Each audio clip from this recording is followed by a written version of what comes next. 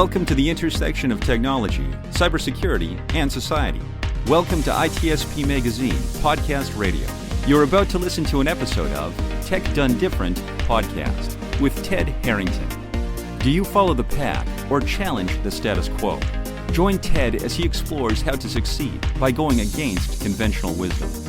You'll hear leaders in technology and security tell stories about how they achieve their success by doing things differently. Knowledge is power. Now, more than ever.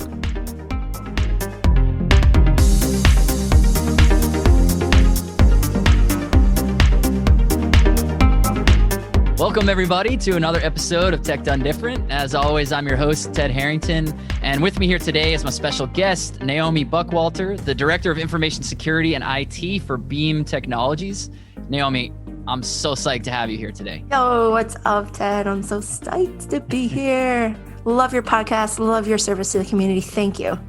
Well, that is mutual. You're like one of the top people I love following on LinkedIn. You're always calling it how it is, and that's what we're gonna do today. We're just gonna call it. Oh my gosh, and it's so funny. Like I thank you, but I haven't even started saying the things that are really bothering me. Like I haven't talked about anything about diversity, women in technology and security. Like I've never even touched on that. Just wait, like give me a chance, and I will start talking about that.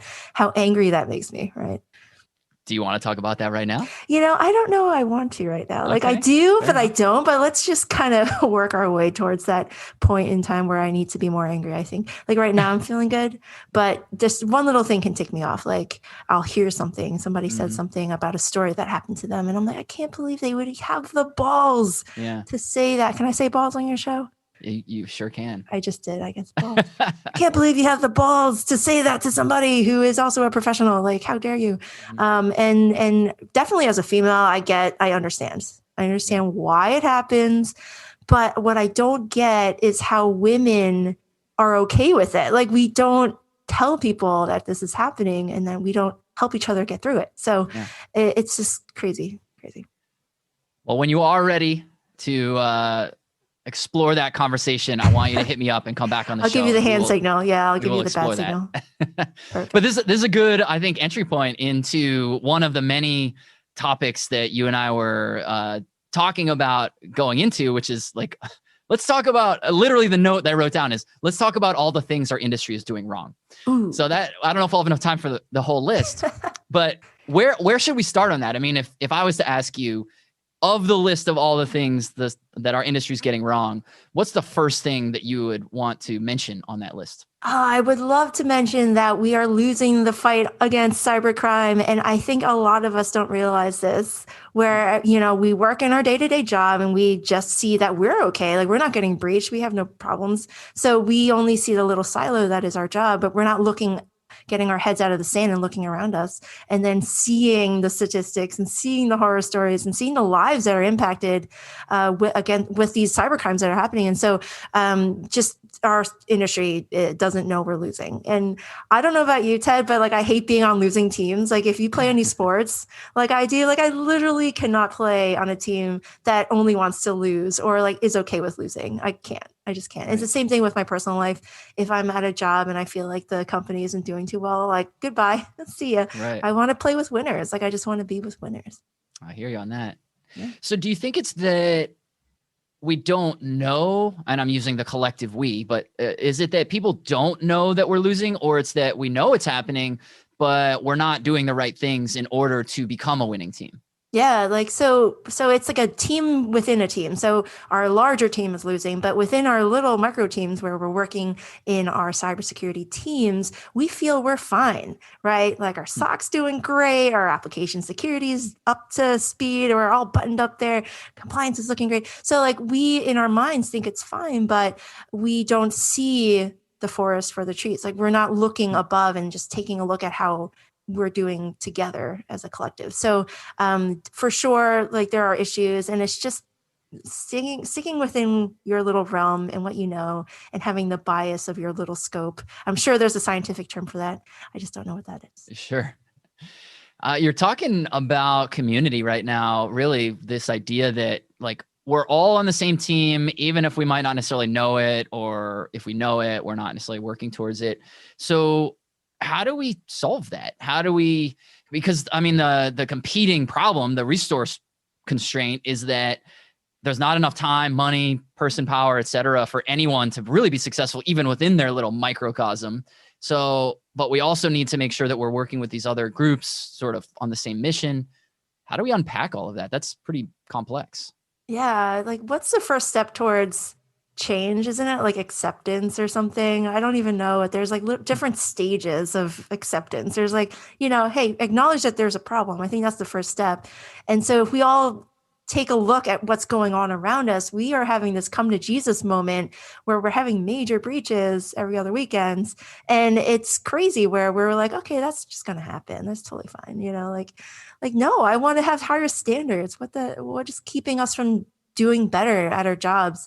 And when you take a look at some of the smaller issues that feed into the larger issue of losing, the smaller issues are things like, we don't play well together as a team. Like we fight amongst each other. Like think about any team that has failed in the history of sports. You take a look at them and they have terrible leadership. They have terrible players who just want to play for themselves. They might be individually rock stars and they're amazing, but together they are terrible and they don't have that team chemistry. Think about all the great winning teams that are just underdogs. And you're like, how did you win? Your team is made up of scrappy people who don't have any, athleticism or whatever. Like pick any team that was an underdog and you'll see that they just have this great team chemistry. And what we need is that team chemistry, but we don't have it because we're constantly fighting and we're disagreeing on things that are really factual things. Like it's based off of data. There's statistics everywhere. There's studies everywhere that show that we are losing, and there are reasons for it. And there's just a lot of us who refuse to see that. I hear you on the chemistry aspect for sure. I mean, yeah, there's endless sports metaphors to support that. So if we think about, you mentioned a few elements to the problem, right? The team chemistry, maybe some people are playing for themselves, maybe poor leadership. Those obviously all interact with each other, but maybe let's focus on each component piece.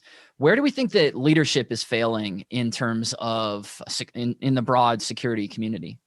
Yeah, so like I would say leadership, security leadership. So you might be a CISO, you might be the head of information security, whoever you are, if you are the leader of security at your company, you have a job to do, and that is to build security culture within your organization and to make sure everyone knows security is everyone's responsibility. It's not just centralized to your tiny little team. And yes, you might be very, very talented and your team is awesome, but you're not going to scale security in the way it needs to be scaled if you're only doing it within the security team. Security activities need to happen throughout the organization, and everyone has to know that they have to do great security, have to be great at security, whatever their role is. They have security activities. They have to do security. They have to be good at it. So you as a security leader needs to make that education, that build that culture, and align your goals with the goals of the business. And therefore, the business knows that you're playing with them. It's not us versus them. It's not the security team versus everyone else. The security team is a service for the business. It enables the business. You're playing on the same team, like you're on the same team. And so if you're not doing that, you'll see things like a symptom of you're not getting the headcount you need. You're not getting the budget you want. You're not getting a seat at the table. You're getting pushed aside, or people are hiding security problems from you because you, security leader, are not fun to work with. Like you are just not a good leader. Like you're not bringing the security culture to the organization, the level that it needs. I like the idea that we need to be fun to work with.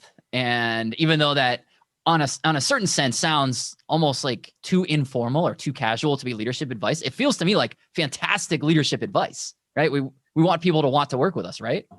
Yeah, security. So there's I'm seeing a change hopefully, but I grew up in a situation where security basically ran the show. Like it was insane, where huge mutual funds, giant, they're up to $7 trillion. It's crazy, Ted. Like they have so much money. But I grew up there in security and I learned what good security looks like, right? Great, awesome. But you could tell whenever security was in the room, they had the lay of the land. They could say whatever they wanted and the business would roll over and say, okay, yeah, we're going to do do that because we had the regulators, we had the power behind us, right? So we literally could do whatever we wanted. And not every business has that. I would say, like, you can't just walk in and be like, hey, I'm going to be the person telling you what to do now. Like, in many cases where you don't have that kind of power, it's the opposite, where the business now tells the security team what they need, and the security team is there to help drive that business and to give them the solutions that they need. And so that's what I'm not seeing now that I'm outside of the world of like finance, where I'm like, wait, why aren't people understanding that security is important? So a lot of us are in that same position where we think we're more important than we are. Right. But the business is more important. Like, we need to start recognizing this and enabling the business the way that needs to be enabled and giving them the right expertise and the guidance, advice. And that's what we're really here for. It's to not stop the business from doing anything. It's to give them the solutions for them and so that they can get their work done and to meet their goals. Yeah, I love that insight because I've noticed this, this perception of security that has existed for so long. That's this idea that like what we do in security is we say no. And to a certain extent, yeah, there's stuff we have to say no to for sure. But it's almost like what we should be thinking about is how can we say yes and like, yeah, okay, the business, you want to do that? Well, here are the things that have to happen in order for that to be a viable path. How do you think that we can reshape that to be the reality? Yeah, so it's just starts with a great conversation with the business and understanding that you're all on the same team. You're winning hearts and minds for security. I know that's kind of like an empty saying, but if you build trust with them, so you're talking to them when they need to be talked, like that you respond in a timely manner to their emails and their Slack messages. You're giving great advice. You're giving great solutions. All those little baby steps build a foundation of trust that when you do need to say no to something, when they do want to do something completely dangerous and boneheaded, then you have the political capital and that trust to be like, no, actually, that's the wrong thing to do. Let me give you another option here. And this is a better option for you. So bring your ability to build relationships and trust and have those quick wins early on. So now the business knows you're on the same team as them and that you have the same interests, right? So you're like, my goals are your goals. I want you to succeed. If you're succeeding, I'm succeeding, right? And so you're bringing this idea with you that you're not there to stop anyone. You're just there to help them win. And because you want to win, you guys have the same goals. Right. A lot of what you're talking about here is it echoes an observation that I made that I noticed happening over a few years. That was a lot of times in security, we think about security as inherently it's good for the sake of security. Like security matters because security matters. And while I do actually believe that to be true, in the context of a business, it really doesn't, unless we can communicate why does this help the business. And that seems like that's what you're saying as well, yeah? Yeah, because, right, there can be too much security. Like, I'll say it again, there can be too much security. The business doesn't need all the security that you're trying to bring into it. Yeah, you're great that you know all the security controls. That's awesome. But the business doesn't need that. There's too much. And I've been a fly on the wall where security practitioners are giving advice where it's just way overkill. Like, it's just too much. The data that they're trying to protect is not that important. Like, they're trying to throw all these things at it, and you're like, come on, you're killing a fly with a frying pan. Right. It's too much. And so security practitioners don't understand what the business needs. Again, it needs to be a relationship. You need to have the objectives the same as the business. And so I'm seeing that whole like pushback from the business where they're like, why? That makes no sense. You're telling me I need to do this when I'm really just trying to sign up for a service that does this, like this tiny little thing I just need one time. Like, you're telling me I have to do all this. Like, we're putting up these blocks and these barriers for our business folks to actually get things done. It's crazy. Like, I've seen this so many times, and yes, it's all anecdotal evidence, but literally hundreds of conversations with people where I know for a fact that this is the mentality that many cybersecurity professionals have. It's the fact that we want to be the smartest person in the room. We want to be relevant, and we want to have control over a situation where in reality, we really shouldn't be fully controlling the thing. We want to be enabling our business to get the solutions that they need. I love it. And you're talking about this idea of we should we should make ourselves easy to work with. And it's really funny hearing you mention that, because that's something I totally believe in as well. And I advocate it over and over and over again. And a funny thing happened the other day when the producer of our show, Lauren Quinn, there was something I was asking her to do that was the harder way. And it was like, I can't remember what all the details were, but she goes to me, she's very polite, very respectful. But she says, Ted, just to confirm, you would like me to do it this way. That to me seems like the harder way. You want me to do the easier way, right? And it was like so professional and objective. And I was like, wow, this is incredible. Yes. I need that. Do it. Don't do it the way I just said it. It was awesome. You want me to do it the easy way, right? Yeah. That works. I like that. I love it. I'm going to steal that. Yeah, Totally. it's just changing your mindset as a security professional. It's like, yeah, we can be very, very technical and we know what good looks like, right? But it's too much. There can be too much security. And that's when the business stops listening to us. They're like, oh, we don't want to involve security because they're just going to make our life more difficult. Why would I want that? Like that's a natural reaction to somebody that you don't want to work with. But if if you've got great people skills and you're able to make great connections with people, those are the people that we need in cybersecurity, Ted. We don't need the super technical folks. We need people who are both technical and great at emotional intelligence, great at building relationships and empathy. And that's what's missing right now. That linchpin right now is to get the business to listen to us. We need to be open and a little more vulnerable. And I don't see that happening. There's like not a lot going on there. And so I'm a huge fan of statistics, right? I can rattle off a bunch, but I think the latest statistic out there is like only 25% of cybersecurity professionals are women. I think only about 10% of that is leaders, right? And then and 1% of that are like CISOs. So it's crazy where women and studies have been shown this, but women are actually better at emotional intelligence. It's just the way we were raised and socialized at an early age. You have to be nice in order to have friends. So we are just a little bit more in tune with the emotional intelligence side. And so what we're seeing is the companies that are more diverse and have diverse security teams, including different educational backgrounds, different, genders, right? Different, all the different things, all the diversity things.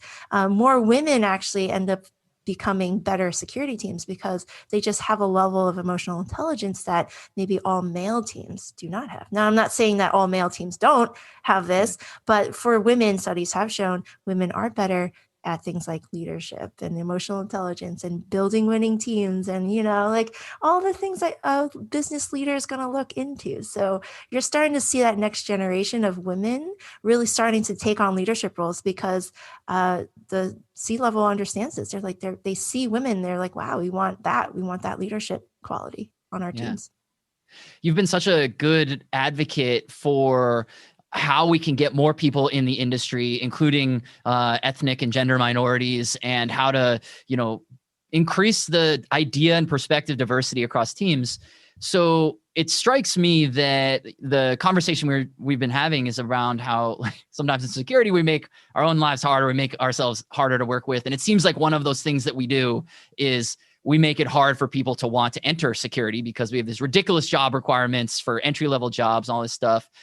So how do we rectify all of that so that not only do we get more people in because we need more people, period, but also so that we get more women in and get more women in leadership roles and, do better at diversity? Yeah, great question. I've thought about this. I don't have a great solution because if there is a solution out there, I'm sure someone else has thought of it. Mm-hmm. For cybersecurity, there's plenty of women who want to join. I think that's a myth, by the way. It's like, oh, women don't like to be in tech or women don't want to be in security. That's completely false.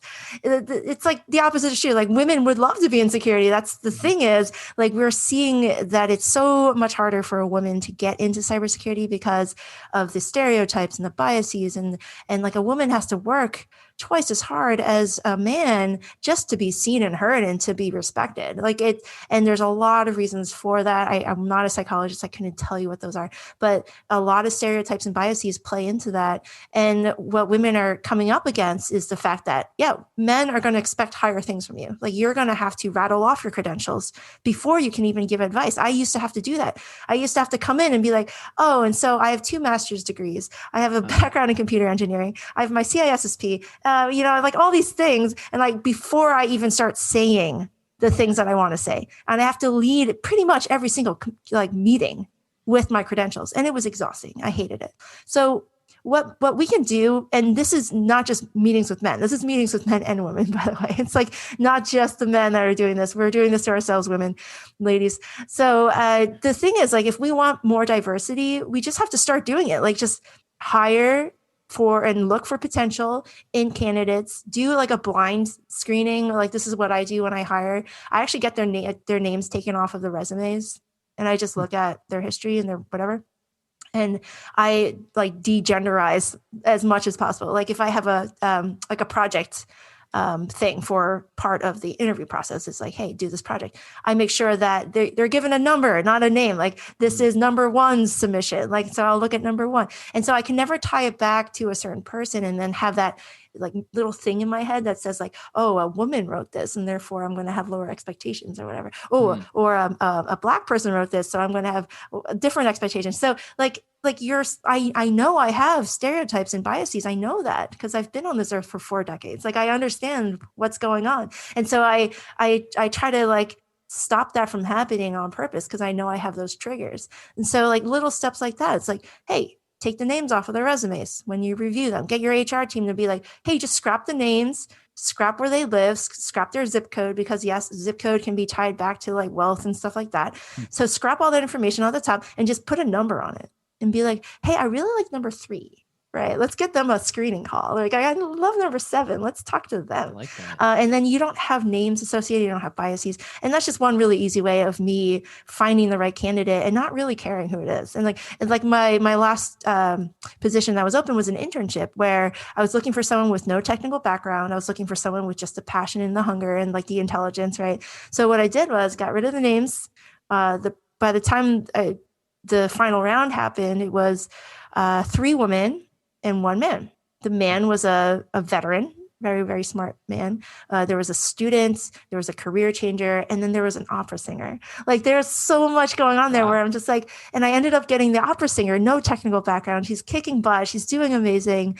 I love her because she just has this brain in her that, you know, like, come on, you made that connection by yourself. That's amazing. Seriously. And again, like, all the resources are out there where I don't have to handhold her. Like, that's the best part. I'm only spending maybe 3 hours max a week giving her advice and guidance and telling her where to look for things. She's studying for the Security Plus on her own. She's learning how to code on her own because people are smart, Ted. People are not dumb. I think a lot of cybersecurity professionals just assume they're the smartest person and therefore everyone else is dumb. Like, that is so not true. There's so many smart people out there, and you just have to just give them the chance and just be like, hey, I'll hire you for 3 months, intern. And if it works out, we'll hire you full time. You know, like, that's just how it is. It's not hard. A lot of people think it's going to be like really difficult to hire a new person. You have to hold them and train them. And like, you know, it takes years to do that and get some ROI. Are you kidding me? Are you kidding me? My intern is creating security playbooks. She created one her first week. And she knew nothing. All I told her was like, here's a framework that you want to follow. What would happen if a laptop gets stolen? Let's write a playbook for that. Okay, here's what a playbook is, and go ahead. And she killed it. I'm like, come on, man, that's so easy. Let's go. And then we're just going to get more and more difficult from there. You have immediate ROI. There's junior level tasks. And I'm going on a rant here now. I'm getting a little angry. There's junior level tasks in every single domain within security. Like, think about it. Do you need 5 years of experience and a CISSP to be a SOC analyst? No, you actually do not. You do not need a CISSP to be a SOC analyst. I'm not knocking on SOC analysts. You know, I appreciate SOC analysts everywhere. People do a great job. But do you need a CISSP and a 5 years of experience and a master's degree to do GRC? Like, you do not. There's so many junior level tasks sprinkled throughout security that you can very easily fill a plate with lots of things for a person, for sure. I'm done. Well, please don't end. No, we definitely share a passion for that type of hiring. We, at our company, we call them aptitude hires, where we find someone who's smart and capable, and we're like, we'll teach you the security stuff. We can't teach you mindset. We can't teach you hustle. We can't teach you desire to learn. We can't teach you how to be a good, maybe we can teach some aspects of being a teammate, but the tactical skills, those can be learned. And so I'm glad to hear that, you know, that echoes your experience too. Oh my gosh. And this is not even the first time I'm doing this. Like, it's like, I know it can be done because I've done it. But I even went more extreme. Like my first intern ever had a little bit of IT experience, right? A little bit of help desk. Great. We can work with that. This time I purposely hired for someone with literally no tech background, literally coming out intentionally just to see if it can be done. And it can be done. Trust me. That will be a really interesting case study when I believe you that it will be able to be done. But once you have the sort of like success metrics to say, I intentionally hired a person without these capabilities, fast forward a year, here's what this person did. Yep. Yeah. I'm not trying to make her into an experiment or anything because I already know that she can do this. Oh, but she's already been here for 2 weeks, already making the right connections, reaching out to the right people. I haven't had to hold her hand. The fact that she is a great communicator, understands how security, what it's supposed to be, is an enabler, right? So I'm teaching her from the ground up what good security looks like within an organization and how we're here to enable the business and not to stop. So she shadows me for the rest of her time. The time that she's not working on a project or learning about security, she's shadowing me and watching me give advice and guidance and, sitting in on meetings where I'm just the person, asking the right questions and giving the answers, at certain times. So she's learning what good security looks like. And that's what I want. I just want to build like a generation of security professionals who have seen security done the right way versus the way I was raised in security, which is literally security got to do whatever it wanted. And then me taking that mindset and then moving it into a business that was like the complete opposite now, and me trying to apply that same mindset. I'm like, wait a second, nobody's listening to me. Why? So that's what happened there, right? I was very like in a bubble of this is what good security is, but also like we had way too much power at that company for sure. So once we find smart people, irrespective of experience, we hire them, we bring them into the organization. How do we now equip them? I mean, the story, the way you're talking about with this, with your intern, she obviously sounds very capable, but she does need some sort of like guidance and tutelage and training and things like that. How do we help these smart people become smart and capable security professionals? Oh, yeah. So it does take the right teacher. I want to say like not everyone is meant to do this. So if you're here listening, you're like, oh, I've always wanted to be a teacher, or I find it really easy to explain difficult technical concepts to someone who doesn't understand it. Like you would be a great teacher. You'd be a perfect person to do this. Ask your company to hire an intern. You'd be like, hey, can I be the mentee or the mentor, the mentor for the intern? And so you just you explain it to them in simple concepts. You just teach using stories or analogies, right? Like a way a good teacher is able to reach through to a student. It really depends on the student, but good teachers normally do this very well. They can simplify a concept into simple terms and then build on top of that. So I think I'm pretty good at that, honestly. Like having little kids makes me a better teacher, I think, and just being a coach in my previous life, right, for volleyball and stuff like that. So I'm able to break down difficult concepts into either like simple single concepts and like link them together, or just point them in the right direction to where they should be able to learn on their own. And recognizing that. So not everyone's meant to be a teacher, but everyone was once a student. So you at least know what bad teaching looks like. I think like everyone at least had one bad teacher, but you should hopefully have also had a good teacher at one point. And then try to replicate that. Be like, how did that person get the best out of me, right? And so you want to try to like tap into that social engineering aspect of being a cybersecurity professional, right? Like a lot of this is just like, how do I tweak you? How do I hack you, person? How do I get you to do something? And it's fun. It's such a challenge, and people are so interesting. I think the technology is no longer that challenging. I really think it's people that we have to convince and influence and persuade. Like that is fun. That's almost like a little bit of psychopath, right? Like I'm going to get you to do something and you're not even going to know you're doing it. That's kind of what we have to do.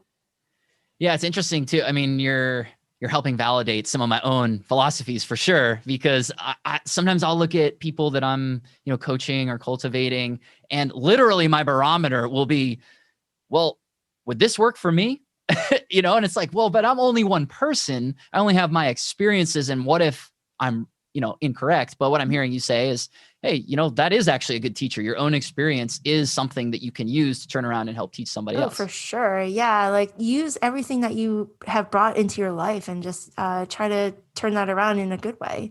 Like the best kind of people, I would say, have gone through a little bit of pain and suffering, right? Like the best among us have really great characters, and what grows character? It's like suffering and pain. Like, sorry to hear about that. Like, yeah, like we've all had that. Like we've all had situations where we were not favored in a certain situation, right? But we want to turn around and grow from that and show other people how to grow out of their own pain and to grow out of their own struggles, because that's what really human life is for. Like I'm trying to get not too so a little bit too philosophical. Wait, what word is that? Philosophical. I don't want to get too philosophical. When I get really excited, I stop talking English. I start talking in my brain. Philosophical. And we want to help each other and help each other grow. The whole purpose of life really is to make everyone else's life better and to make the world a better place. Literally, it sounds so cheesy, but think about how it comes back to you. Like if you make someone else's life better, they're also going to make your life better at the same time, right? Because everyone has the same mission. And so if we're doing that well, we will have a world that is really nice to live in versus this whole capitalistic society where like it's the corporations ruining our lives, right? Like we're in such a terrible place right now. Anyway. Right.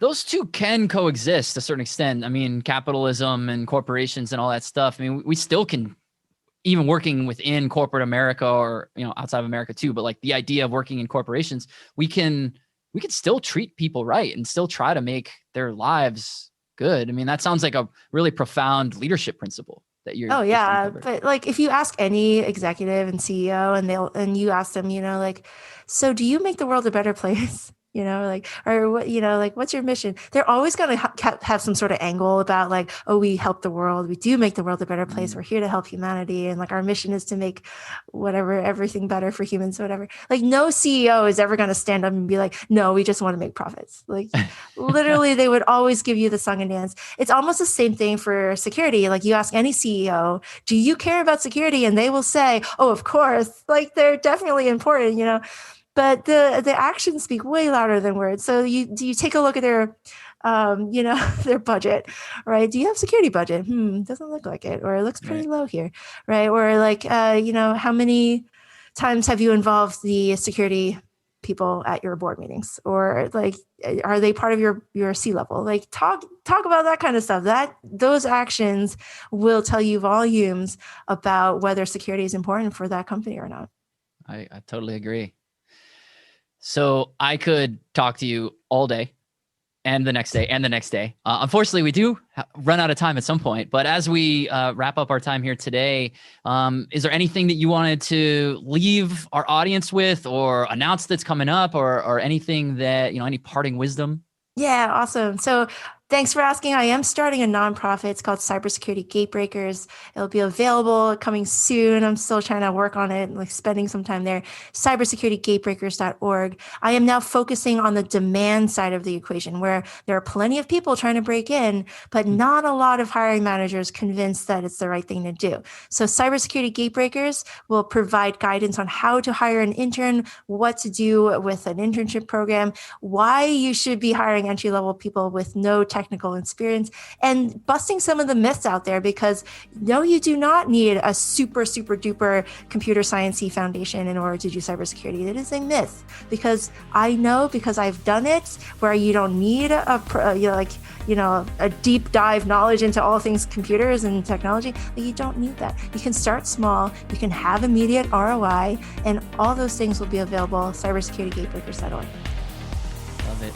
Well, thank you so much for all the wisdom and insight. I've enjoyed everything about this conversation. So you're amazing. Thank you for being here. You're amazing too. I love your book. And everybody else, if you want to learn more about Naomi or request to appear on the podcast yourself, just go to tedharrington.com/podcast, and we'll catch you next time.